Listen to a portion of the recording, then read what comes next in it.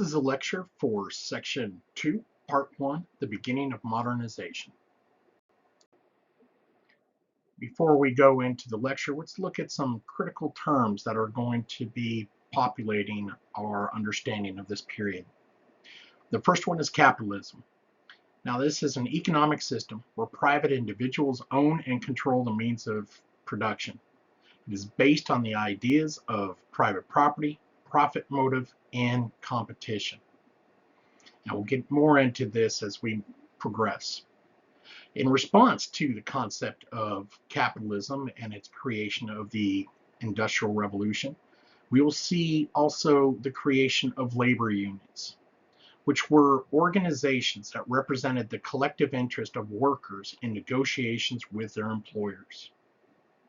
And as we start to see these cities becoming overwhelmed with people looking for employment, we will see the creation of slums, which are seen as highly populated urban residential areas with densely packed housing units of weak builds or poor builds qualities and often associated with poverty. And within these slums, we can see that there are areas that are divided into racial enclaves or racial portioning that we would call ghettos. And at first, these locations were created by the needs of the people, but will later start to form racial divides and create racial conflict within these slums, especially as the people are starting to fight for the very meager resources needed for their own survival. So as we move out of the 1600s and we start progressing through the 1700s, Europe's raw resources are becoming thinner and thinner. So the need for these resources demands that, especially when we're talking about copper, coal, tin, and other types of precious items, that they have to dig deeper into the ground. And quite often, this is going to put them in areas where there are heavy water tables, thus creating floods within these mines, and in a lot of cases, causing great risk and death to the workers in these mines. Using the power of steam, a Baptist preacher by the name of Thomas Newcomen designed the first fuel-burning engine in 1712. And he's going to base the energy on the creation of steam through the burning of coal and wood. After several problems and near disasters, Newcomen stumbled upon a practical design for his new pump. And it worked wonderfully. It reduced the amount of individuals that were tasked with ensuring the floods did not occur, or if they did, that they were quickly pumped out of the area. But in addition to it helping the mines, we also see that his success allowed the creation of far more advanced machines, which is going to lead us into what becomes known as the Industrial Revolution. As we move into the Industrial Revolution, coal and steam replace wind and water as new sources of energy and power to drive other labor-saving machines.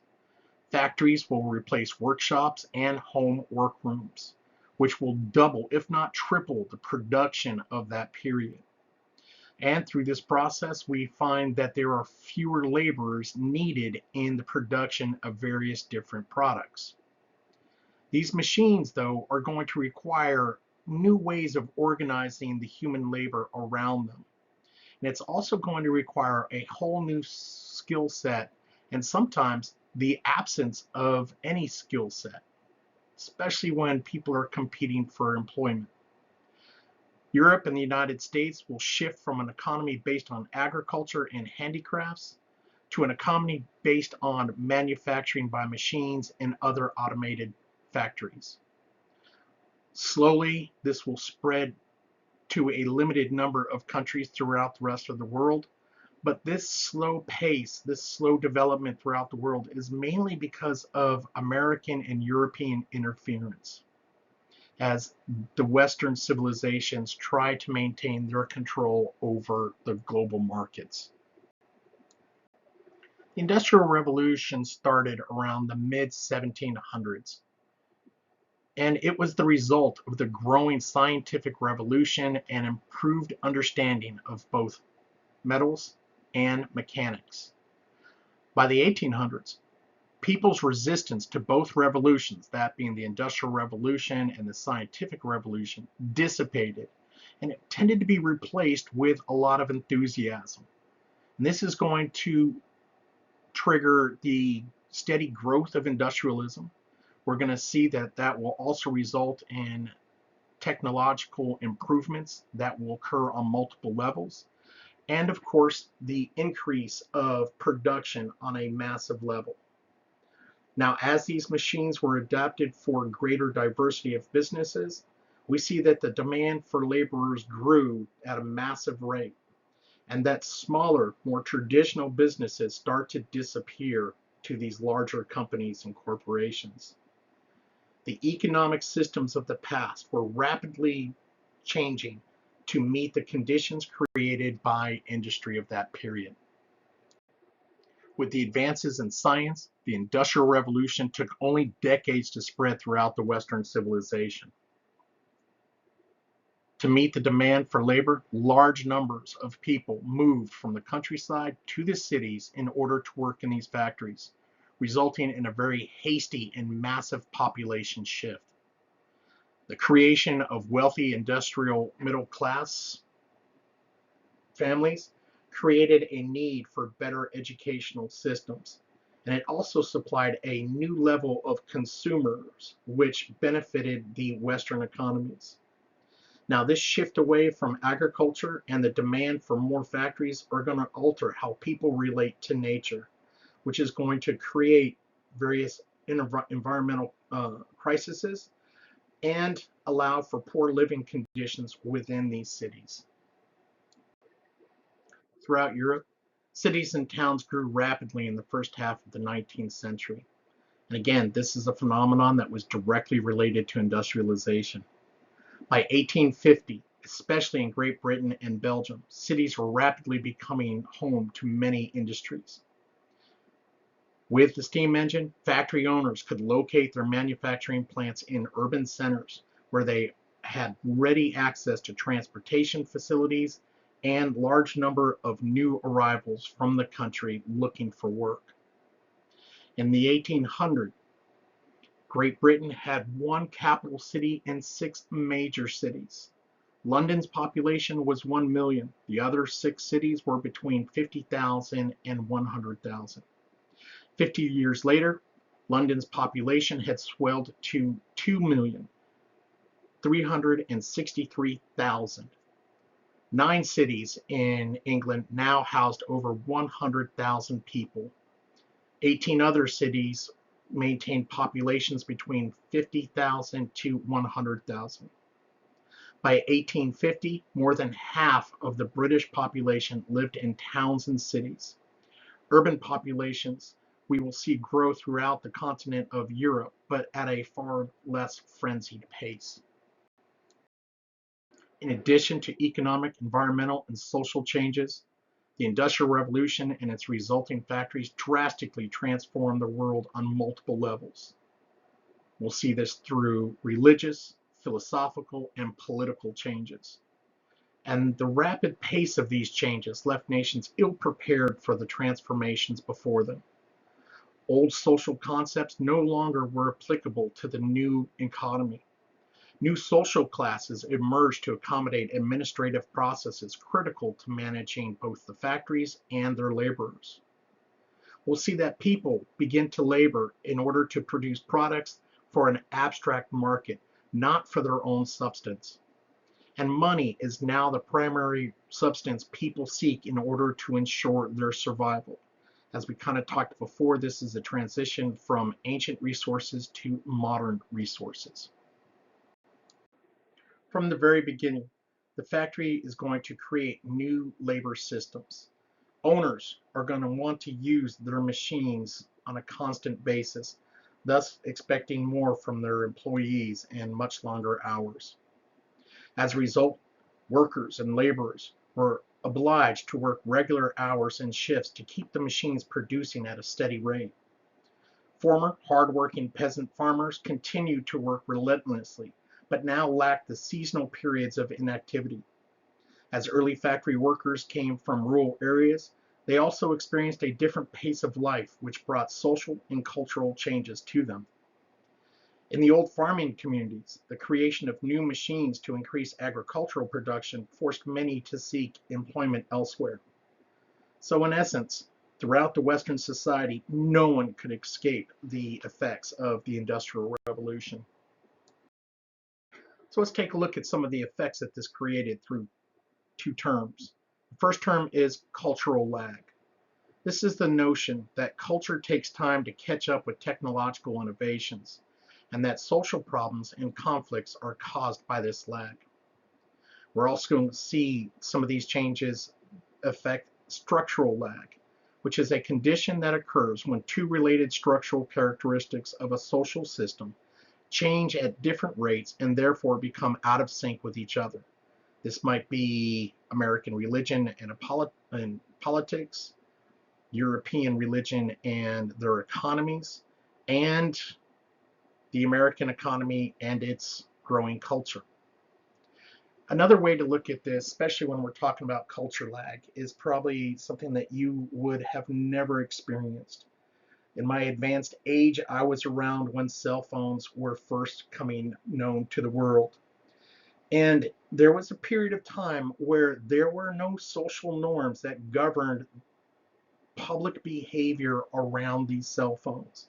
So it was quite common for you to be sitting in a restaurant and having your conversation drowned out by the person next to you who was trying to speak on their cell phone.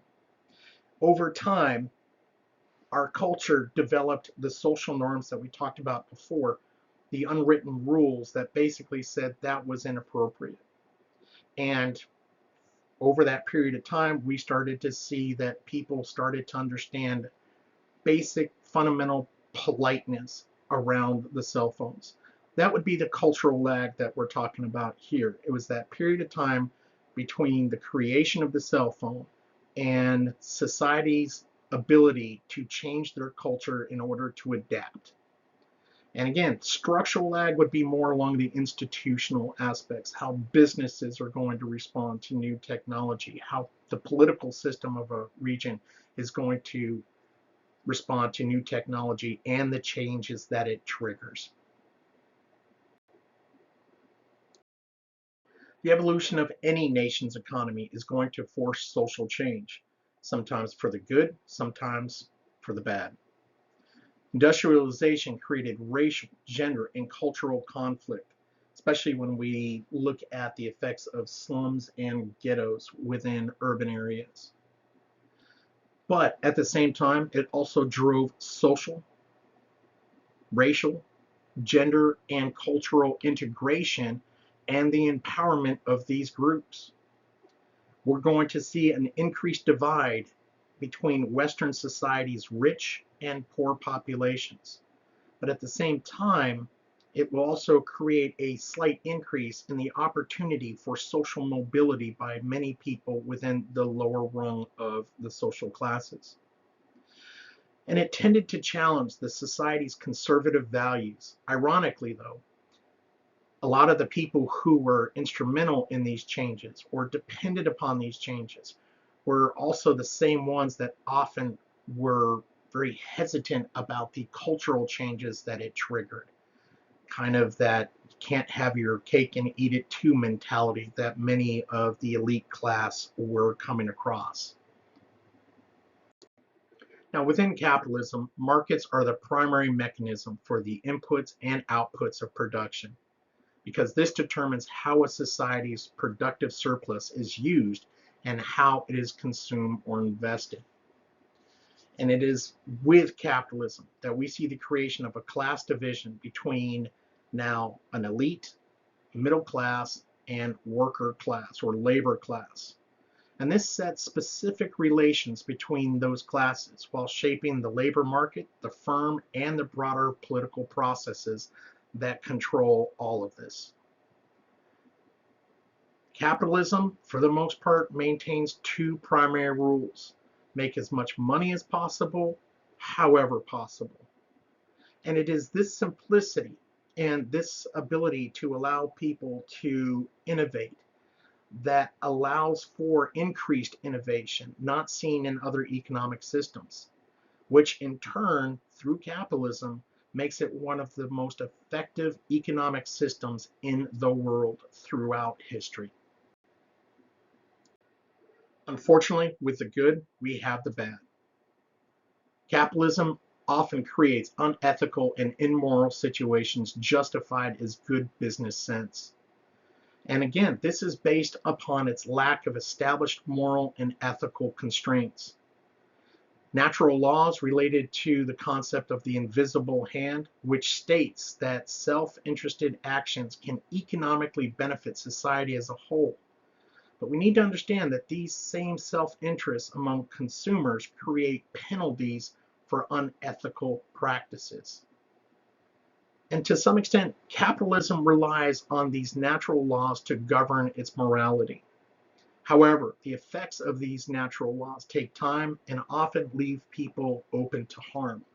So what would be a best way to describe this? Let's say I went into the soda um, vending machine, bought all the sodas, put it into, dumped them all into a barrel, and then got little vials, and I scooped up this concoction and labeled it as the most effective cancer medicine in the world. That this, after 6 months of use, would guarantee you not only getting over cancer, but also never getting cancer again. As I'm selling this, I am kind of playing within that natural law. I am lying. I am not being ethical because we know that the concoction of these sodas is nothing more than a scam. But unfortunately, the people who are buying this from me do not understand that. So make money however and with whatever process I can. One of the rules of capitalism is going fine. But again, remember, there's nothing that says that this is wrong. The only way we see that there is a reaction to this is that invisible hand that I talked about before. The invisible hand is when everyone starts to realize that after 6 months they still have cancer. And by the way, their cancer is worse than it used to be. They also are, if they even make it to the 6 months, we see a large population of my customers passing away. We have customers that never had cancer that were promised that if they drank my concoction once a day that they would never gain cancer, and many of my customers, of course, are gaining cancer or being diagnosed with cancer. Once the word gets out that I have lied, that I have not been truthful with my product's abilities, people will, of course, stop buying the product, and sooner or later, I will go bankrupt because of the fact that I have lost all my customers. That's where the natural law, the invisible hand, comes in, that sooner or later, you're going to be found out. Now, again, the problem is that it takes time for word to get out that my product is a scam, that it has absolutely no value whatsoever, and you're wasting your money on my concoction. And in the meantime, people have died, people have suffered because of my unethical approach. This is what we talk about when we say that the natural laws take time and often leave harm or leave people open to harm. And this is why we see in some countries the desire to put regulations and limitations on the freedom of capitalism or its ability to do what it wants when it wants. And what we're going to see throughout this semester is the debate on where do you draw the line between the freedom that capitalism needs in order to grow and bring the best profits and the limitations of capitalism that will ensure the protection of customers and workers. Because of capitalism, we will see a new elite class gain wealth and power that at times surpass the political leaders. leaders that were part of royalty or elected presidents or even dictators. Now, this new elite class tended to be far more public in their actions, both in and outside their businesses. And this is going to contrast greatly with the what we would call the old elite class or the old rich that tended to be far more conservative and isolated from the rest of the public. This is probably one of the reasons why we're going to see a lot of pushback as we start getting closer to the year 1900, as workers start to become far more upset by the flashing of richness or the flashing of consumer action by this elite class when they themselves are suffering so much. Now understand, these men of this new elite class influence both domestic and foreign policies related to economies, policies, and the legal system. And they also could set the nation's social standards and cultural values because of the amount of power that they wielded within their nation's society or community. One of the things that we're going to see during this period is the use of child labor, as children are going to work in large numbers during the early factories and mines. And understand, this is going to be a practice that goes to about the 1900s and in some cases even to the 1940s. Children have been an important part of the family economy in pre-industrial times, working in the fields or carding and spinning wool at home. However, in the Industrial Revolution, child labor was exploited more than ever by its owners. In 1812, about half of Britain's population was under the age of 20 years old, and children as young as 7 are going to be working 12 to 15 hours per day, 6 days a week, in cotton mills and other factories, where in a lot of cases they would lose their lives. And understand, at this point, the fact that these industrial powers, these massive companies, are making so much money, and they're spreading this money amount around to politicians and other community and national leaders, that there are no laws that are being put into effect at this point. Children are now, for the most part, just becoming a victim of this new industrial age. But where children are suffering, we are going to see women receiving a massive push into a whole new world. And though they will suffer the same problems that men and these children are experiencing, for women, this is a whole new level of existence, because the once homebound woman who was only allowed to do work from within her home and under the guidance of her husband or employer were now being brought into the industrial factories. And we'll see that women laborers become critical to the clothing industry. The addition of female workers was a massive shift in Western, if not global, social and cultural norms. Remember, women working in factories openly violated the established religious dogma of the time and challenged the established social hierarchy of the time, and not just in Europe, but throughout the world. As women left their homes to work, they became far more empowered through this new economy and industrialization. We'll find that over time, women will participate in labor unions and form new organizations focusing on improving their representation within the labor force and within the political system. However, despite the fact that these individuals who created the means of women working in the factories, as we kind of talked about before, will be the same individuals that will feel threatened by these social changes, which means to some extent women were kind of darned if they do and darned if they don't when it came to where they were within society. By the 1830s, women and children provided 2/3 of the textile industry's labor. We'll see the creation of the Factory Act of 1833, which prohibited the employment of children under the age of 9 and restricted the working hours of those under 18. Unfortunately, because many parents needed the income of their working children to support their families, especially when they are barely receiving any income whatsoever, we'll see that they continue to allow their children to work. And we'll also see that many factories continue the use of children in their workforce because of weak enforcement laws. In 1838, children under 18 still made up 29% of the total workforce. Women made up 50% of the labor force in textile factories before 1870, and this is predominantly within England. They were primarily unskilled labor and often, if not always, paid half or less of what men received. But unlike men, women were still responsible for the home and their children, which meant that they had doubled the pressure that men did because they had to maintain their traditional tasks and also meet the demands of industrial work.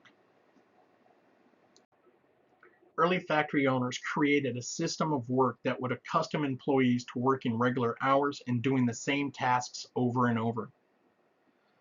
Factory owners will resort to harsh methods to accomplish their goals.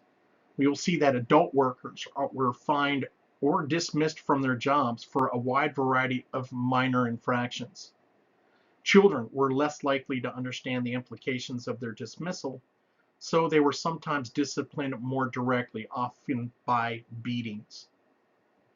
As the 19th century progressed, the second and third generations of workers came to view these long work weeks and poor working conditions as just another natural part of life. The demand for employment allowed a lot of these companies to fire those who would even attempt to speak out against their harsh actions. Because understand, there was always a line of people out the door needing to be employed. And this is again where a lot of the power of the companies came from. They did not need to worry about losing workers because, again, a lot of these jobs did not require skilled labor. They just needed a body that they could easily train and then put them into a very steady situation or a very steady pace of work. So there was really nothing for the laborer to negotiate with. Remember when we talked about the blacksmith? The blacksmith had a skill. And when there were fewer blacksmiths after the Great Plague, they had something to bargain with. They had something to use towards their favor. During the Industrial Revolution, that is not the case. There is really no set conditions at this point that favor the labor force, which again only empowers the factories and the companies that run them to do what they want, when they want, how they want, with absolutely no consequences whatsoever. And again, we also need to keep in mind that under the rules of capitalism, this is exactly what you need. This is what you do. You want to make sure that your expenditures are as low as possible so that you can make the most profit possible.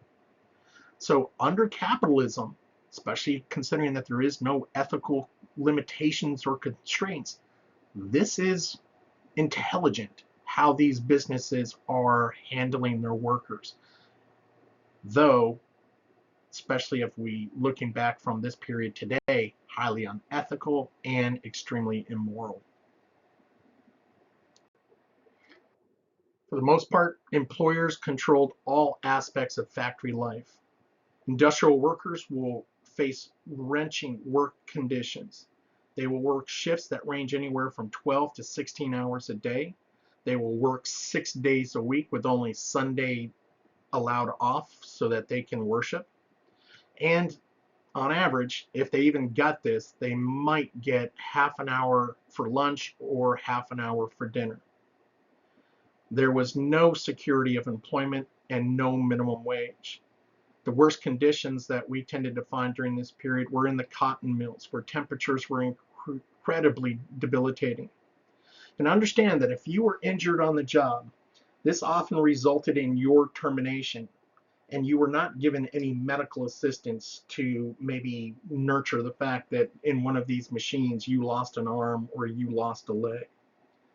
You basically now were no longer capable of doing the job, and you were replaced by one of those 20 people standing outside the door waiting for a possible job opening. And again, this is capitalism. This is following the basic understanding that if you're no longer capable of performing your duty, then I'm going to move aside. Spending money on your medical needs, spending money on your unemployment may be a wonderful thing that looks great on paper, but it's going to cost me money, which means it's going to cost me profits. And henceforth, it's not something that I'm going to do. And again, during this period, there are no laws that are out to protect the laborers because, again, the political system is under the control of these extremely wealthy factory owners and corporations. Unlike any time before, money, wages, became the primary exchange for labor and goods. It was the sole means for people to provide for themselves and their family. Now, again, this is a shift from ancient resources that we talked about before, food, water, shelter, clothing, to modern resources, money, because it was money that would get you the food, water, shelter, and clothing. The working class lacked any representation among the elites who determined industrialization's effects upon people's lives. The value of labor was not set by the working class, but set by the elite class following the capitalistic ideals that we discussed before. Accounting for inflation, a factory worker of 1850 earned 3 times less than the standard American minimum wage today. This was the major drive for poor families to ensure that every possible member of their family maintained employment so that they could live a halfway decent life. Over time, another movement for change came through the formation of labor organizations or trade unions. These trade unions would seek to gain higher wages for their employees, safer working conditions, and better representation within the political system. These new associations were formed by skilled laborers in several different industries. In the 1820s and in the 1830s, the union movement began to focus on creating national unions that would have far more power. Some of these trade unions were even willing to go on strike in order to win improvements for the members of their trades, despite the fact that it would have a negative impact on them during the period of their strikes. Remember, if you're striking, you're not working, and there is nothing at this point that is going to ensure that you'll get any kind of support if you're not working.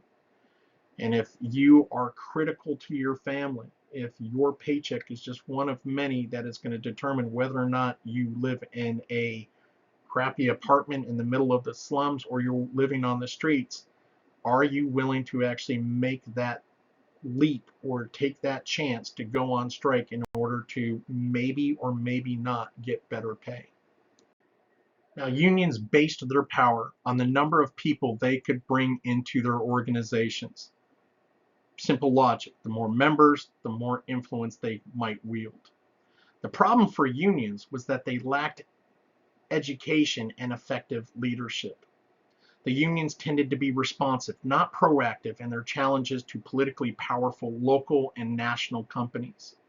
And they lacked the educated and experienced lawyers that were capable of challenging the companies and the laws that supported them. Unfortunately, also, most often, unions proved to be their own worst enemy through their displays of public violence and their inability to work together, despite the fact that they shared the exact same goals. And what I mean by this is you may have a textile union and you may have a steel union. Both of them want better pay, they want better working conditions, they want increased representation within the system. But because one is textile and one is steel, they do not see the need to work together. And it's going to take a while before they start realizing that in order to get what they want, they need to band together and put aside their differences. as small as they were. It would not be until the late 1800s and early 1900s that we will see trade unions gain political and social support, and enough of that support to start to change factory conditions, increase pay, curb the amount of child labor, and gain other rights and protections through the law. During this period, we also need to acknowledge the ability of Western European countries to exploit the wealth and resources of their colonies around the world, which was critical to their industrial success. This new world system characterized the emergence of global trade networks that were propelled by raising the force of European capitalism in pursuit of precious and cheap raw materials. This is going to force Western nations, Europe and the United States, to compete for the creation of and the influence over Asian, African, and Latin American markets, which only furthered Western policies of imperialism and colonialization. And these policies of imperialism and colonialization are going to create absolute chaos and turmoil at the expense of the governments and the people of these targeted nations and regions.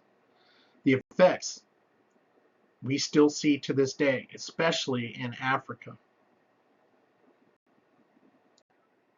One of the most critical consequences of industrialization and the population explosion of the 19th century was urbanization. In the Europe of 1800 and also within the United States, city dwellers constituted 40% of the population in Britain, 25% of the population in France and Germany, and only 10% in Eastern Europe.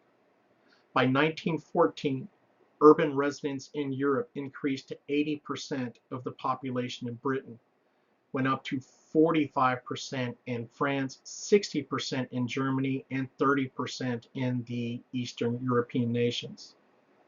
The size of cities also expanded drastically, especially in industrial countries.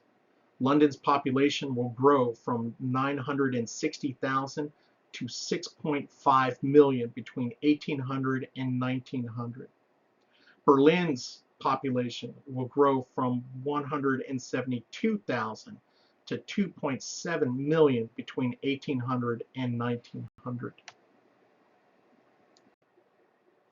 The dramatic growth of cities in the first half of the 19th century and beyond resulted in miserable living conditions for many of the inhabitants. Located in the center of most industrial towns were rows of houses of industrial workers. And within these houses or complexes, rooms were not large enough and were frequently overcrowded. We'll see that the lack of ability to deal with human waste within these cities would create extremely unhealthy conditions. The use of black coal blackened towns and cities with soot, which also would cause additional health concerns.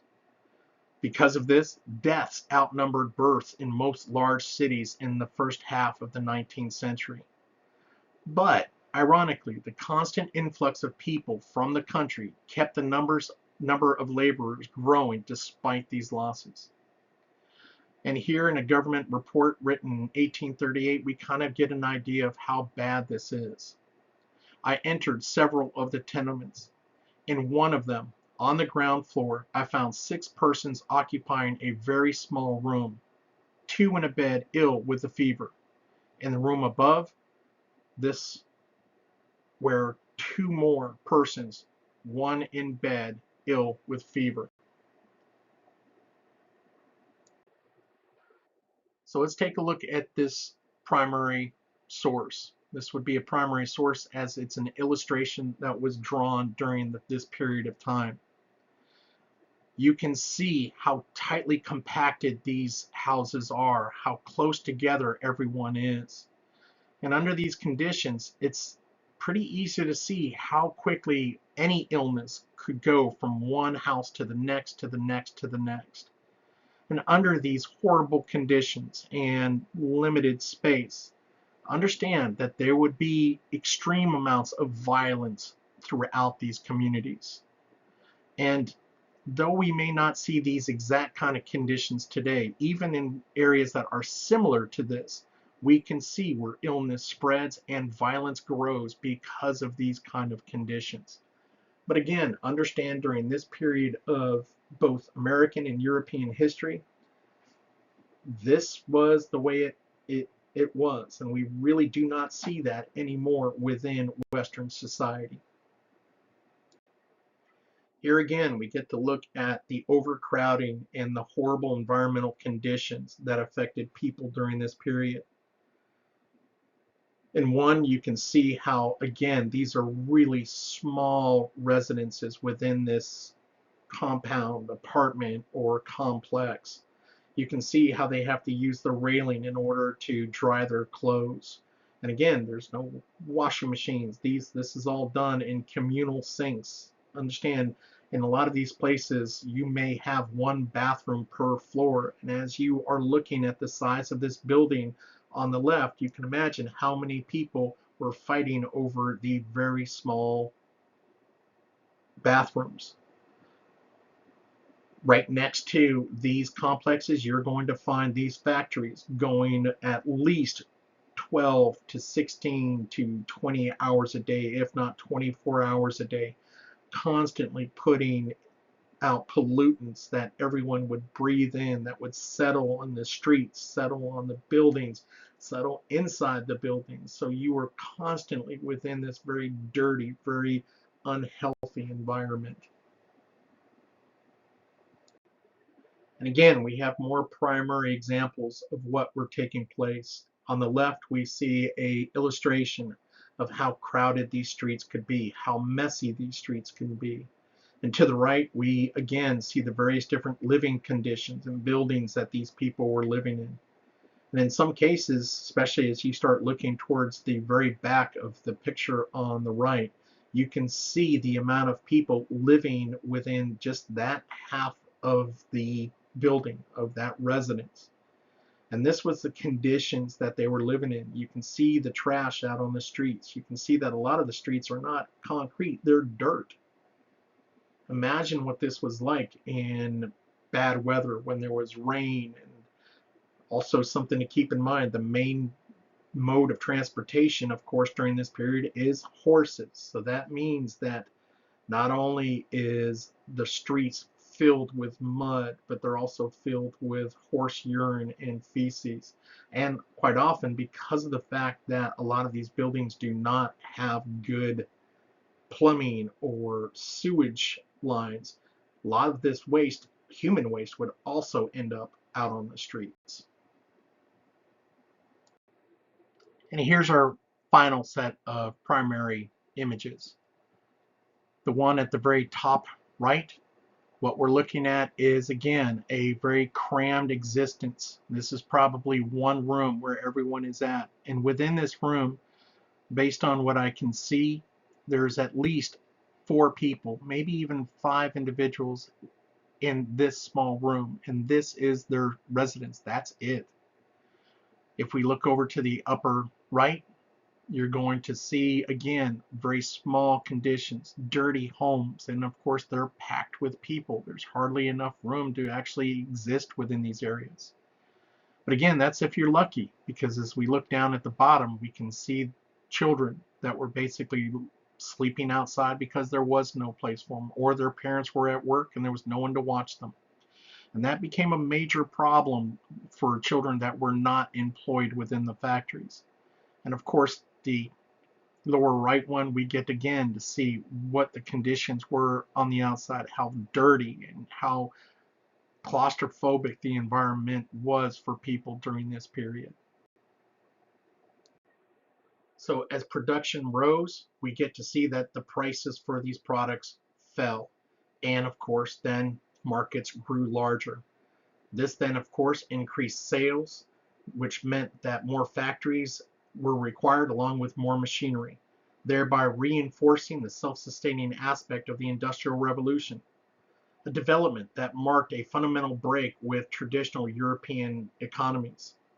Continuous, self-sustaining economic growth came to be seen as the essential characteristic of the new economy. If your economy did not grow, then you ran the risk of seeing your country's economy fall apart, especially when, as we saw before when we talked about mercantilism, all of these countries are in competition with each other to control the markets to sell their goods.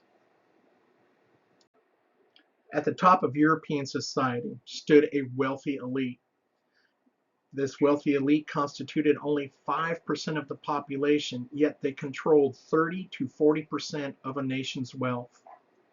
In the course of the 19th century, landed aristocrats are going to join with the most successful industrialists, bankers, and merchants to form a whole new elite class that will display, as I talked about before, a whole new culture and approach to their position within society. Now, whether they were aristocratic or part of the upper middle class, they assumed leadership roles in both the government and the military. And especially when we talk about their roles within the government, this is where these individuals were able, with very little resistance, to create and enforce laws that benefited corporations and companies, yet created horrible working and living conditions for their laborers. And quite often, marriage also could unite two groups. Daughters of business tycoons gained titles, while aristocrat heirs gained new sources of cash within this intermarriage system. Now, standing between the lower middle class and the lower classes were a new group of white-collar workers.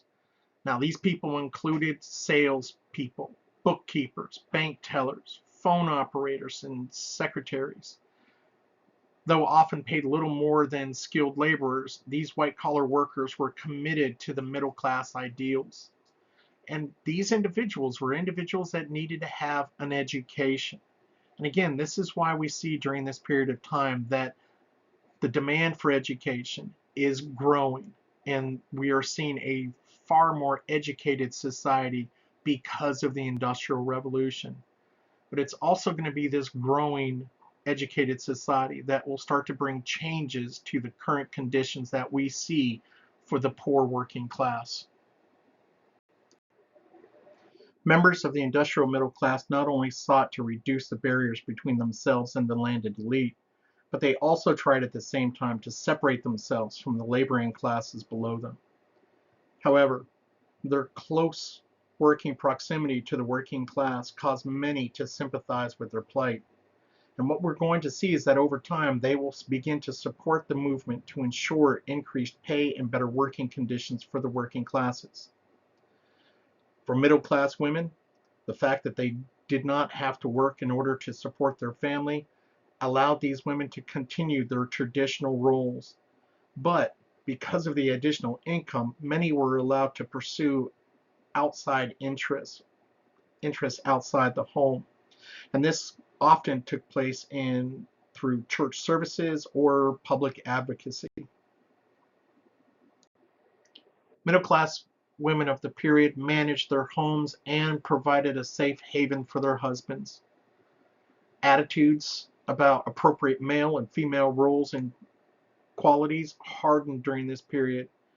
Men continued to be seen as steady, industrious, and responsible, while women were seen as nurturing, gentle, and moral. And again, apply this to the sphere of influences that we talked about before. Middle-class couples tended to limit their family size through birth control, abstinence, and abortion. Ironically, physicians urged sexual impulses to be controlled among both the middle class and upper class, but focused usually on women who they presumed possess superior mortality. And it's ironic that in a society that constantly says that men were supposed to be superior, that it was always the women that were depended upon to ensure that a man acted properly, which kind of brings into question the superiority of man if a woman must be there at all times to ensure that their behavior is acceptable.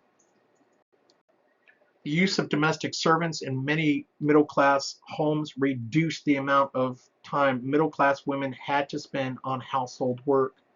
And this was made possible by the abundant supply of cheap labor. At the same time, by having fewer children, mothers could devote more time to childcare and domestic leisure. Some chose social advocacy, as we talked about before. For women in working class families, hard work was a daily affair. Daughters were expected to work until they were married. Even after marriage, they did piecework at home or full-time employment to help support the family. For children of the working class, childhood was over by the age of 9 or 10 when they became apprentices or were employed in odd jobs. By the mid-19th century, Great Britain was the world's first and richest industrial nation. The workshop, banker, and trader of the world, many considered England. It produced half of the world's coal and manufactured goods. Industrialization spread to the continental countries of Europe and, as we talked about before, the United States. First to be industrialized on the continent were Belgium, France, and the German states. Improvements in agricultural practices and technology in the 18th century led to significant increases in food production. British agriculture could now feed more people at lower prices with less labor. Some British families no longer had to use most of their income to buy food, giving them the wherewithal to purchase manufactured goods. The rapid population growth in the second half of the 18th century provided a pool of surplus labor for the new factories of the emerging British industry.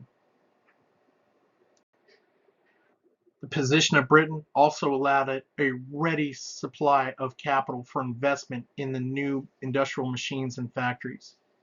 Britain possessed an effective central bank and a well-developed credit facilities. Britain's good number of individuals were interested in making profits if opportunity presented itself. The English of the 18th century created an environment where political power rested in the hands of a group of people who favored innovation in economic matters. And we'll see that Parliament contributed to favorable business climates by providing a stable government and passing laws that protected private property. Great Britain assembled a vast colonial empire at the expense of its leading rivals, that being the Dutch Republic and France. The many markets of the empire gave the British industrialists a ready outlet for their manufactured goods. We'll see that British exports quadrupled between 1660 to 1760. Britain's successful industrialization was the ability to produce cheaply the articles in greatest demand that the world wanted. Before 1870, the industrialization movement did not extend in any significant way to the rest of the world. Even in Eastern Europe, industrialization lagged far behind. Russia was still largely rural and agricultural, and it was ruled by an autocratic regime that preferred to keep the peasants in serfdom, something that we've talked about before. These countries would fall behind economically, scientifically, and socially, and this would create further divide in the world between the haves and the have-nots, not just among the populations, but among the nations. The industrialized European states pursued a deliberate policy of preventing the growth of mechanized industry in areas where they had established control. Britain intentionally limited the industrialization of India by cutting off credit, increasing land and rent prices, and raising transportation costs on goods that were not approved by the British authorities. The example of India was repeated elsewhere as rapidly industrialized nations of Europe worked to thwart the spread of the Industrial Revolution to their colonial domains. The advent of the industrial age had lasting consequences for the world. The wealth of the nations that successfully passed through the process increased significantly. The creation of advanced industrial societies strengthened democratic institutions and led to higher standards of living. It also helped reduce class barriers and bring about the emancipation of women from many of the legal and social restrictions.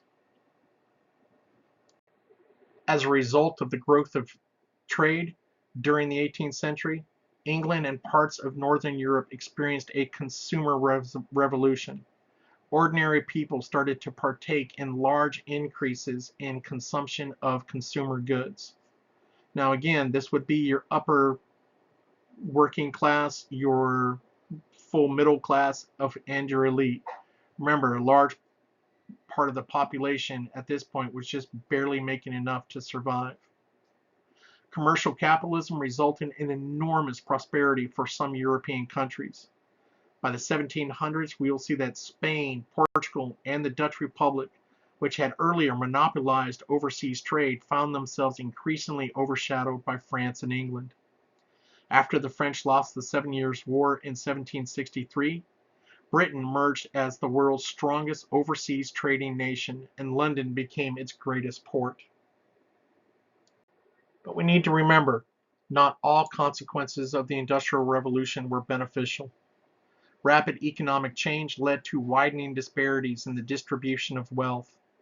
A sense of ruthlessness and alienation among much of the population resulted from the system of capitalization. Some societies were able to manage these problems with a degree of success.